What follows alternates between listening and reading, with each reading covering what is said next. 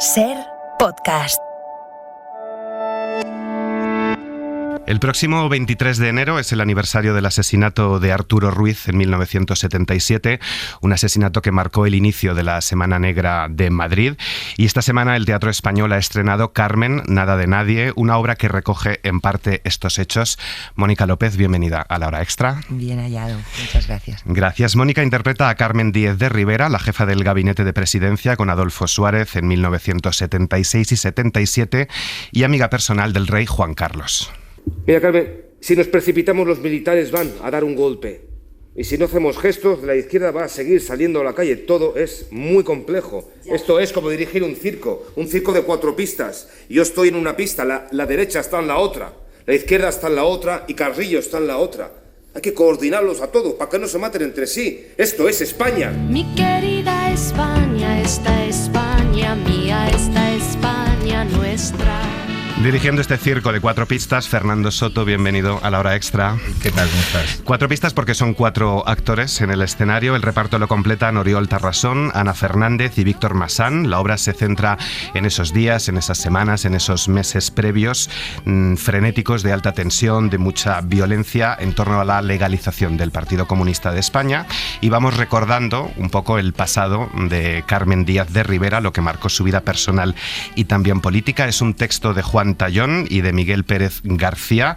A vosotros, ¿qué es lo que os sedujo de Carmen Díez de Rivera? ¿Cuánto habéis bebido de lo que han escrito de ella Paco Umbral, Manuel Vicent, Ana Romero? ¿Qué habéis descubierto de Carmen?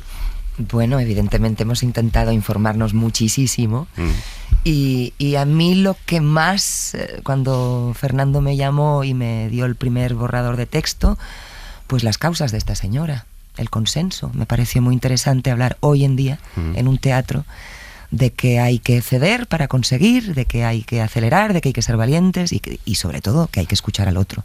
Fernando. Sí, yo lo comparto mucho también. Lo que me llamó la atención es eso, que tenemos un altavoz, que, ¿no? En este caso, los escenarios que a veces...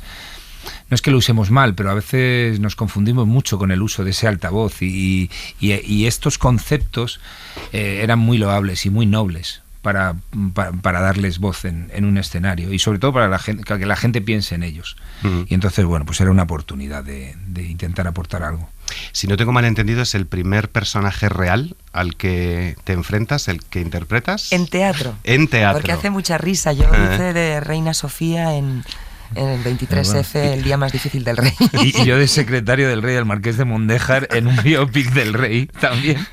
O sea, venimos... ¿Y cómo se enfrenta a un personaje real, si es diferente en la aproximación? ¿Y cómo se dirige a actores que tienen que interpretar a personajes reales para no caer, sobre todo en los que están vivos todavía, en una caricatura, como el rey emérito? Sí, no, yo tenía muy claro que no quería aproximarme, no quería imitar, o sea, que el trabajo también fueran las energías de esos personajes, cómo pueden funcionar, cómo puede funcionar un rey, un presidente, una jefa de gabinete, una madre, en este caso, con marquesa, etcétera, etcétera, ¿no? ¿Cómo son los mecanismos, más que la caracterización o una imitación? Porque muchas veces esos personajes los conocemos solo en los medios, en entrevistas, que también hay una cierta actuación. Por ejemplo, hay entrevistas maravillosas, una de Mercedes Milá, Adolfo Suárez, wow, que es maravilla, parece Rod Hudson, no sé, parece un actor y le ves el personaje. Entonces, esa trastienda es la que el actor o la actriz puede inventar y es maravilla y le da una veracidad. Porque como espectador te olvidas de esos personajes, son, digamos, arquetipos. Compras la convención, sí, ¿no? Imagino. ¿Y tú, Mónica, cómo te has...? Bueno, yo esto que acaba de decir Fernando, le agradezco muchísimo, que no quisiera que copiáramos, porque, insisto, es como cuando un actor se pone una nariz, acabas viendo más la nariz del actor que se la ha puesto para parecerse el personaje que no el contenido. Él tenía clarísimo que lo que teníamos que contar aquí era las ideas, las causas de esta señora, la época frenética, también cómo todo se improvisaba, cómo estaban todos caminando en una cuerda floja. Y eso es lo que intentamos presentar cada noche en el teatro. Vamos a escuchar otro pequeño fragmento de ese contexto. La calle aprieta, la extrema derecha acampa a sus anchas y la otra mitad de España se siente amordazada. Si te insisto en lo de la legalización, es porque creo que eso dejará fuera de juego a los más radicales y la razón se impondrá a la violencia por fin. Y lo vamos a hacer, pero no es tan fácil. Es un tema generacional. Nosotros nacimos después de la guerra. Pero para los mayores, para los que la vivieron, todo esto es traumático. Para muchos de ellos, Carrillo es un asesino. ¿Para quién? ¿Para tus generales? Porque para otros será un héroe. Hay que tener mucho cuidado. A ver, ¿esto no fue una guerra? ¿No son todos culpables de atrocidades? Entonces, ¿por qué solamente cuentan los actos de uno de los bandos? ¿Gabinete de la Presidencia del Gobierno? Muy duros aquellos momentos, muy violentos también, muy tensos, muy oscuros. Todavía hay muchas etapas de la transición y de aquellos personajes desconocidas. ¿Cómo era aquella España? ¿Qué recordáis de aquella España? ¿Y qué tiene aquella España en común con la de hoy? Una España también muy crispada y muy dividida.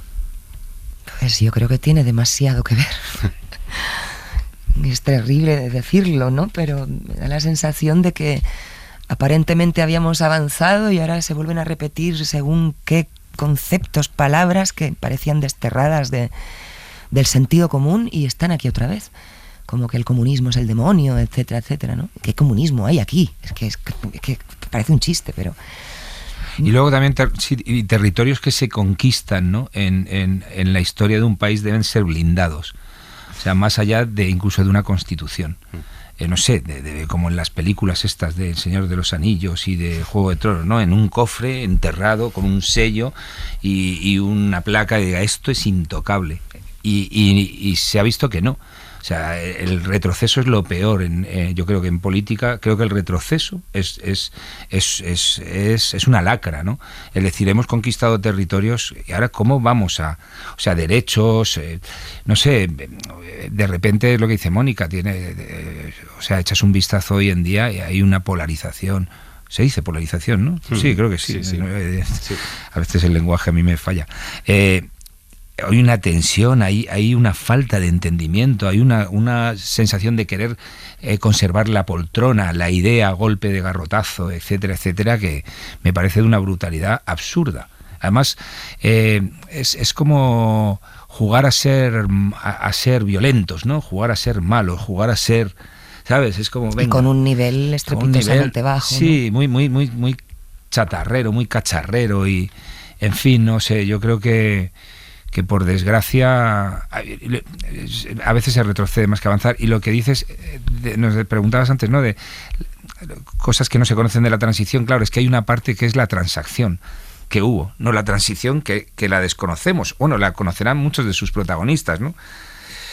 Eso a mí es una cosa que me gustaría mucho conocer, pero eso da para una peli o da para otra obra aparte, sí. ¿no? La parte de transacción que tuvo, que aquí, bueno, más o menos intentamos apuntar un poco. Uh-huh. Carmen era una mujer inteligente, era feminista, era ecologista, también era monárquica, era un puente entre los sectores culturales de izquierda y lo más conservador. ¿Echamos de menos hoy figuras de consenso como ella? Consenso, tú lo has dicho. Lo has dicho tú antes también, sí, ¿no? Mira, no, sí, consenso. Pues sí, Concordia. Yo creo que eso es sobre todo lo más importante que ella buscaba, porque sin consenso no hay manera de avanzar. Para conseguir hay que ceder, y eso parece que hoy en día no se entiende. Para el bienestar de la mayoría hay que ceder siempre, pero... Y yo creo que eso en la función se ve, que ella está luchando todo el rato por eso, porque está rodeada de franquistas, que no... Es verdad que era un momento muy complicado, había mucho peligro, ¿no? Pero ella, bueno, era valiente, no tenía nada que perder. También es verdad que pertenecía a una clase social que iba a caer siempre entre algodones, era amiga íntima del rey, pero, bueno, escogió su lucha. Y eso, verlo hoy en día, pues está muy bien. Era además una firme defensora de las luchas, de la sociedad civil. ¿Qué poder tiene hoy la sociedad civil y qué poder tiene también la cultura en general y el teatro en particular como motor transformador de esas sociedades? Debería tenerlo. Yo no sé si nos estamos aburguesando un poco, me temo que sí, pero desde luego el teatro debe ser un espejo de lo que se cuece en la sociedad y de lo que le pasa por dentro al ser humano. Y aquí en esta función, que no lo estamos hablando, que está toda la lucha política, pero también hay un juego ahí de espejos con la vida personal, ¿no? De ella, que la marcó mucho como luego para ser esa luchadora que fue. Hay una tragedia personal, como decías, efectivamente, que marca la vida de Carmen Díez de Rivera. Es conocida para quien quiera buscarla, pero vosotros no habéis querido hacer spoilers, con lo cual pues no lo vamos a adelantar, pero sí, ya que me lo has dejado en bandeja, os quería preguntar cómo le marcó esa tragedia personal y también cómo le influyó su madre, interpretada extraordinariamente por Ana Fernández, la clase de donde venía. es una mujer, yo creo, con unas grandes contradicciones, ¿no? Una mujer muy religiosa, en una familia aristocrática, etcétera, etcétera, etcétera, ¿no? Bueno, es como... Yo creo que salir de ahí es complicado.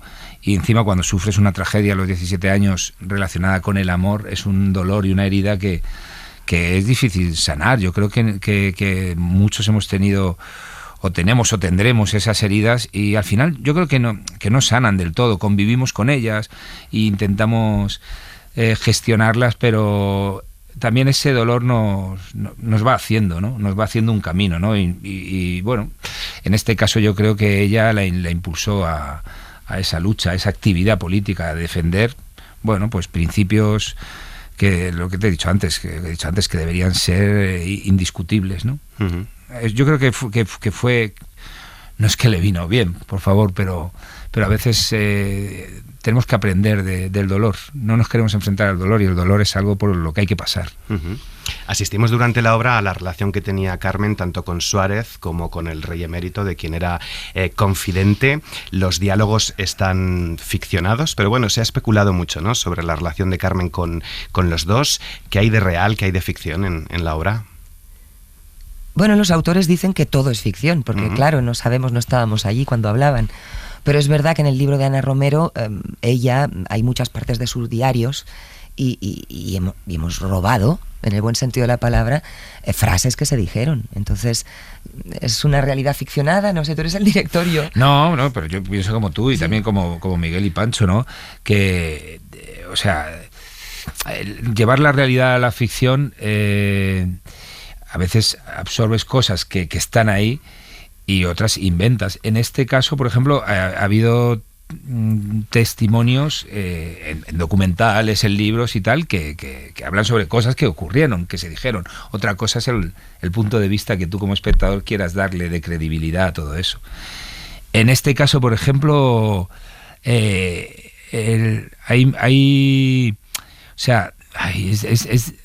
bueno, si has visto el espectáculo, el camino que queremos tomar es decir, vamos a dejar un espacio al espectador para que imagine eso, ¿no? O sea, para que piense en la realidad de la ficción y que su realidad sea lo que esté viendo. Que eso muchas veces lo consigue, el cine lo consigue cuando es una buena película, ¿no? Es como, digamos, que entra muy fácil. En el teatro, a mí me parece un bonito ejercicio. Hay un espacio para que el espectador imagine, construya esa realidad, que tiene mucho que ver también con cómo tú lo hayas vivido. Ayer ha venido gente que ha vivido ese periodo muy activamente y él construirá su imaginario. Estará de acuerdo, no estará de acuerdo, dirá, oye, pues, o esto no fue así, pero me hubiera gustado que fuera así, que eso también es interesante. Es un poco la labor del teatro, ¿no? Plantear ciertas preguntas, ciertas reflexiones, claro, ¿no? Ofrecer respuestas y que cada uno saque sus conclusiones. Pero parece que hay quien llega con ideas preconcebidas al teatro o a las puertas del teatro. Lo digo porque escuchábamos, la extrema derecha campa a sus anchas. Estamos viendo cómo la extrema derecha campa a sus anchas en comunidades, en ayuntamientos, en concejalías de cultura. En la calle, y hemos visto la censura, la retirada de numerosas obras de teatro, además de películas, libros, revistas. No sé, tú hablabas antes de un cofre sagrado. Vosotros que habláis de estos temas, la transición, unos hechos sagrados para algunos, Suárez, el rey, personajes absolutamente impolutos y mitificados por algunos, no sé si habéis recibido o si teméis recibir algo de crítica, y qué momento vivís como creadores, como artistas, estos momentos de censura que estamos viviendo. Pues tremendo, no puede ser. La cultura está aquí para decir las cosas que no queremos oír. No para decirnos lo que ya sabemos y ay, qué bien irte a casa muy tranquilito porque te están contando lo que tú quieres creer, todo lo contrario. Y tú lo has dicho antes, yo creo que el teatro, la misión total es que la gente se plantee preguntas y que salgan incómodos. Yo no sé si lo conseguimos con nuestra función, pero desde luego la misión del teatro es esa. Y que ahora se pongan a decir que no se pueden decir según qué cosas, pero es tremendo. Claro, no se pueden decir ciertas cosas, pero ellos sí pueden decir ciertas cosas. ¿Qué quieren decir? O sea, no sé, yo creo que eso hay, pero en todos los ámbitos es impresionante. Ves incluso en televisión, o ves un programa de... Yo no soy muy futbolero, ¿no? Yo soy más de básquet. Y hay una tensión en el fútbol, ¿no? Hay una tensión en todos los debates en televisivos. Parece que el deporte nacional se ha convertido eso, ¿no? El tensar una cuerda absurda en el que yo creo que es complicado, pero hay espacios de reflexión y de entendimiento y de encuentro y de acercamiento. Y ha habido muchos episodios a lo largo de la historia en el que eso se ha conseguido. Difícil. Por ejemplo, yo soy muy fan y me gusta mucho Richard Kapuscinski, es un maestro de periodistas y hay un ensayo que se llama El encuentro con el otro, que me fascinó cuando lo leí, ¿no? Que dice eso, hay 3 formas de resolver un conflicto, ¿no? El diálogo, la guerra o el aislamiento, ¿no? Dice, yo opto por el diálogo, por el encuentro, ¿no? Es que es posible. ¿Qué es esto de ir a la puerta de un teatro a cacharrear un espectáculo que ni habéis visto? ¿Sabes? Que ni habéis visto, no sabéis lo que estáis haciendo, no sabéis, o sea, incluso podéis estar absolutamente engañados, ¿no? Es como el miedo al hacer este espectáculo, bueno, miedo, entre comillas, ¿no? Pues seguro que ya van a dar una visión de izquierdas y tal. Mire, señor, señora, yo vengo a contarle una historia de una manera y usted busque las respuestas, yo le voy a hacer preguntas y ya está. No me encajone en ninguna ideología, no me encajone, que estoy muy orgulloso de tenerla, la que sea, pero vamos a buscar un lugar en el que nos entendamos y en el que podamos avanzar, no retroceder. Es un retroceso, es arcaico esto. No sé si estamos también ante las puertas de otro retroceso o si hay otro miedo, presunto miedo con las obras, y es el tema del feminismo. Carmen Díez de Rivera fue su vida tan excepcional, leo, que tiene paralelismos con las tragedias griegas de Antígona o Ariadna, ¿no? Mitos clásicos que estamos viendo cómo se revisitan, historias de mujeres que o bien han sido tergiversadas por haber sido escritas por hombres o silenciadas, ocultadas a lo largo de la historia, ¿no? Carmen protagoniza una transición pilotada por hombres, y en la obra que he visto exponéis simplemente cómo Carmen era feminista y cómo el contexto en el que se movía era un contexto masculino o incluso rancio y machista, pero no hay tampoco una denuncia explícita del machismo o una defensa férrea explícita del feminismo. La obra no va sobre eso. Me llamó la atención que en la rueda de prensa alguien comentaba a preguntas sobre feminismo, hombres escribiendo o dirigiendo obras de mujeres, si tenemos que darle una vuelta de tuerca al feminismo, porque si insistimos al público una y otra vez machaconamente con esto va de reivindicar a la mujer, de historias silenciadas, de lo mal que se ha contado, el público puede cansar. Y curiosamente esa reflexión o esa frase ha coincidido con el informe que hemos conocido esta semana del CIS, donde refleja que no un pequeño porcentaje de hombres y también de mujeres sienten que hemos ido demasiado lejos con el feminismo y que hoy los discriminados son ellos. Entonces quería preguntaros qué reflexión os suscita esta cita del CIS, y también como creadores, como artistas, si teméis que a lo mejor vaya a haber no un retroceso, pero sí que intentemos evitar el tema feminista porque el feminismo ya no vende o puede alejar a determinado público, esos hombres de 50 años amigos del presidente del gobierno. Yo solo una cosita, o sea, yo que los hombres se sientan discriminados me parece tremendo. ¿Cómo discriminados? Si las tasas de muertes, las tasas de brecha salarial, es tremendo. O sea, yo puedo ir por la calle tranquilamente y ¿por qué una mujer no puede ir por la calle que le digan cosas y ya estamos y el físico? O sea, que me parece una desfachatez esa encuesta, que los hombres se sientan discriminados. Perdona, yo no me siento discriminado. Conozco a muchas mujeres que se sienten discriminadas y que son discriminadas. Entonces, eso me parece, no lo había oído, o sea, lo he oído ahora que lo has comentado también antes, me parece irrisorio, me parece no sé. No. Y yo quería hacer un apunte sobre la función, que es verdad que no hablamos directamente sobre el tema, pero sí que se ve a una mujer entre hombres que les supera a los dos. Entonces sí que es feminista la función para mí. Sí, claro. Es una mujer que es claramente más inteligente que los dos y que los maneja, que siempre se sale con la suya, en cada escena se sale con la suya, sin convertirla en una heroína, porque también presentamos que es bastante impertinente, que tenía un carácter muy vehemente. Quiero decir que que la función, igual no hablamos del tema, porque lo que se habla sobre todo es de la legalización del Partido Comunista, pero sí que creo que hay un punto de feminismo en la función. Claro, o sea, te quiero decir, es que también sería un poco absurdo, ¿no? Hablar, o sea, reincidir en ese tema cuando está implícito. O sea, cuando ese periodo ves imágenes de la época del Congreso y es todo señores Todos vestidos de son militares, señoros. o todos los consejos de ministros.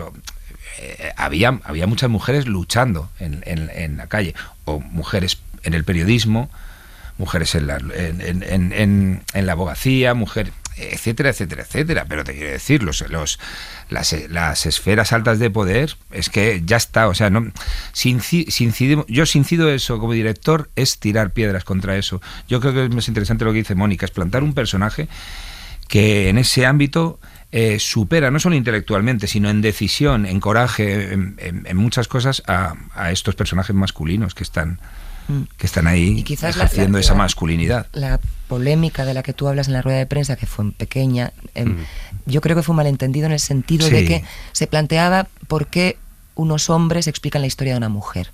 Entonces ahí yo sí que creo que no tiene ningún sentido, porque yo creo que yo puedo escribir, hacer una obra sobre Chaplin y él puede hacer una función sobre Carmen Díaz. Hay que hacerlo bien.